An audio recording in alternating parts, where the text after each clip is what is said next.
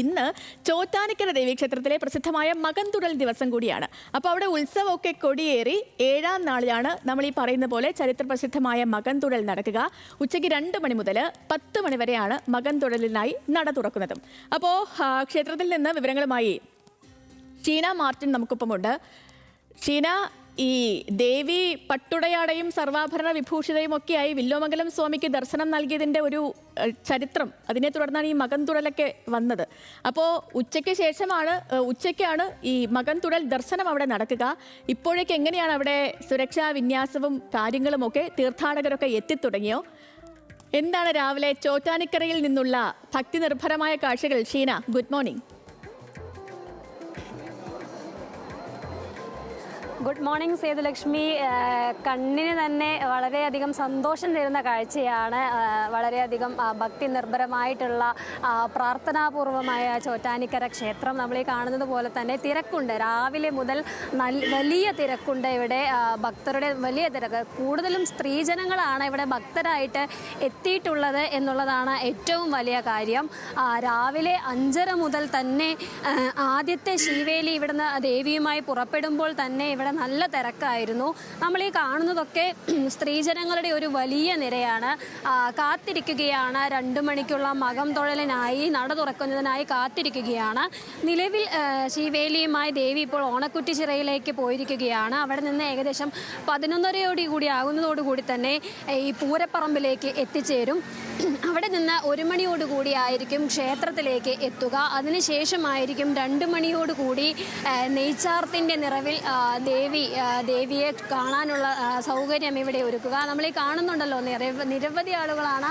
ഈ ക്യൂ അങ്ങ് നീണ്ടു നിൽക്കുകയാണ്. അങ്ങോട്ടേക്ക് നിരവധി സ്ത്രീ ഭക്തജനങ്ങളാണ് ഇപ്പോൾ ഈ ക്യൂവിലുള്ളത്. നമുക്ക് ഇവരോട് ചോദിച്ചു നോക്കാം. എല്ലാ പ്രാവശ്യവും വരാറുണ്ടോ? ഇല്ല, ഞാൻ ആദ്യമായിട്ട് വന്നതാണ്. ഓ ഉണ്ട്.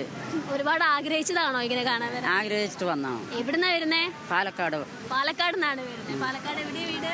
വടക്കഞ്ചേരി. വടക്കഞ്ചേരിയിലാണ്. എല്ലാ പ്രാവശ്യവും വരാറുണ്ടോ? ആദ്യമായിട്ട് വരുന്നത്. എവിടുന്നാ വരുന്നേ? കൊട്ടാരക്കരയിൽ. നമ്മളീ പറഞ്ഞതുപോലെ തന്നെ സേതു, നിരവധി ആളുകൾ പലയിടങ്ങളിൽ നിന്ന്, പല ജില്ലകളിൽ നിന്ന് ക്ഷേത്രത്തിലേക്ക് ഇത്തരത്തിൽ ദർശനത്തിനായി എത്തുന്നുണ്ട്. നമ്മളിവിടെ കാണുന്നത് പോലെ 800-ലധികം പോലീസുകാരെ ഇവിടെ വിന്യസിച്ചിട്ടുണ്ട് സുരക്ഷാ ക്രമീകരണങ്ങൾക്കായിട്ട്. അതേപോലെ തന്നെ നമുക്കറിയാം നല്ല ചൂടാണ്. കുറച്ചുകൂടി കഴിയുമ്പോൾ ചൂട് കനക്കും. ആ ചൂടിനെയൊക്കെ പ്രതിരോധിക്കാൻ എന്നുള്ള രീതിയിൽ ഭക്ഷണവും അതേപോലെ തന്നെ വെള്ളവും ഇവിടെ ദേവസ്വം ക്രമീകരിച്ചിട്ടുണ്ട്. നമ്മളീ കാണുന്നത് പഞ്ചായത്തിൻ്റെ വാട്ടർ ATM ആണ്. 1 രൂപയ്ക്ക് 1 ലിറ്റർ വെള്ളം കിട്ടുന്ന പദ്ധതിയാണ് പഞ്ചായത്തിൻ്റെ. ഈ പദ്ധതിയാണ് ഇത്. എനിക്ക് തോന്നുന്നു ഈ സമയത്ത്, ചൂട് സമയത്ത് ഇങ്ങനൊരു ഉത്സവം നടത്തുമ്പോൾ ഈ പദ്ധതി ഇവിടെ ഏറെ ഗുണകരമാകുമെന്ന് തന്നെ കരുതുന്നു സേതുലക്ഷ്മി. അങ്ങനെ പൂർണ്ണമായും ഭക്തി നിർഭരമായ, അതേപോലെ തന്നെ എല്ലാ സജ്ജീകരണങ്ങളോടും കൂടി തന്നെ ആഘോഷപൂർവ്വം ഈ ഉത്സവം ആഘോഷിക്കാനുള്ള ക്രമീകരണത്തിലാണ് ഇപ്പോൾ ദേവസ്വം ബോർഡും പോലീസും ചേർന്ന് ഇവിടെ ഒരുക്കിയിട്ടുള്ളത് സേതുലക്ഷ്മി. ശരി ഷീന, ഒരു കാര്യം തുടക്കത്തിൽ പറയാൻ വിട്ടുപോയി. കാണാൻ നല്ല ഭംഗിയുണ്ട് കേട്ടോ, പൂവൊക്കെ ചൂടി ആ സെറ്റ് സാരിയിലൊക്കെ. കാണാൻ ഭംഗിയാക്കി എടുക്കാൻ കുറച്ച് സമയമെടുത്തു. പക്ഷെ എന്നാലും എൻ്റെ മാക്സിമം ഞാൻ ശ്രമിച്ചിട്ടുണ്ട്. അല്ല, ഞാൻ ഈ ഉത്തരവല്ല പ്രതീക്ഷിച്ചത്. തിരിച്ച് എന്നോട് പറയുമെന്ന് ഞാൻ വിചാരിച്ചു. ഓക്കെ, ശരി ഷീന. ഓക്കെ, അപ്പോൾ നമുക്ക് വീണ്ടും എത്താം അവിടുത്തെ കാഴ്ചകളൊക്കെ ആയിട്ട്. ശരി, അപ്പോൾ ഈ ചോറ്റാനിക്കര മകൻതുഴൽ അവിടുത്തെ കാഴ്ചകളാണ് നമ്മൾ കണ്ടത്. എനിക്ക് തോന്നുന്നു ഞാൻ ഇവിടെ വന്നതിന് ശേഷം കൊച്ചിയിലേക്ക്, നമ്മുടെ ന്യൂസ് മലയാളത്തിൽ ജോയിൻ ചെയ്ത് കൊച്ചിയിലേക്ക് വന്നതിന് ശേഷമാണ് ഞാൻ ഈ ചോറ്റാനിക്കര ക്ഷേത്രത്തിൽ പോയിട്ടുള്ളത്.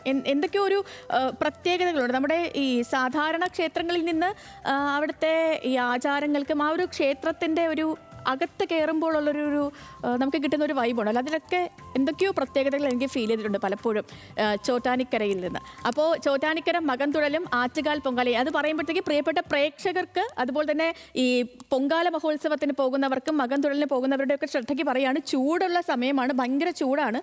അപ്പോൾ ഡീഹൈഡ്രേഷനൊക്കെ വരാനുള്ള സാധ്യത കൂടുതലായതുകൊണ്ട് നിങ്ങൾ ഭക്ഷണവും വെള്ളവും ഒന്നും മുടക്കരുത്. അപ്പോൾ കറക്റ്റായിട്ട് ഒരുപാട് വെള്ളം കുടിക്കുക, ഭക്ഷണം കഴിക്കുക, അല്ലെങ്കിൽ ഡീഹൈഡ്രേഷനൊക്കെ വരാനുള്ള സാധ്യതയും കൂടി കൂടുതലാണ്.